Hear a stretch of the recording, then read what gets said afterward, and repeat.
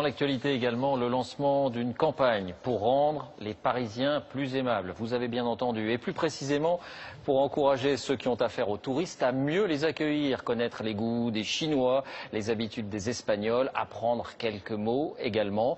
Notre réputation, paraît-il, est à ce prix. Un guide est distribué depuis ce matin par la Chambre de commerce. Caroline Sins, Guillaume Michel. Américains, Chinois ou Brésiliens, à Paris, les touristes étrangers sont souvent déçus. Les commerçants français seraient un peu feignants quand il s'agit de communiquer. Leur réplique favorite: je suis désolée, madame. On était à la Tour Eiffel avec un guide censé parler anglais. En fait, son anglais était vraiment mauvais, avec un accent très français.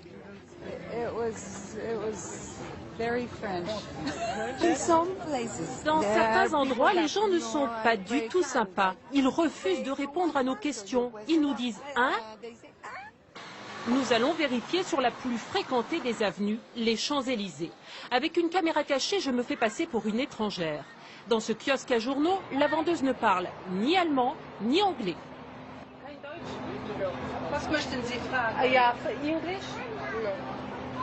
Dans ce café, le garçon a l'habitude des touristes et de leur portefeuille. Et là, magique, il me propose en anglais une coupe de champagne.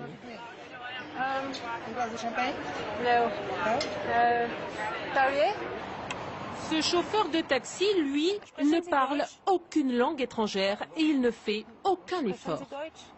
English? No English?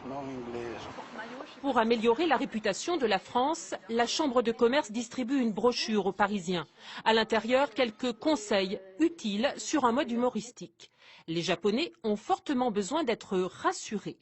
Les Belges, eux, sont sensibles aux formules de politesse. Mieux accueillir les touristes, c'est aussi les inciter à dépenser plus quand ils sont à Paris.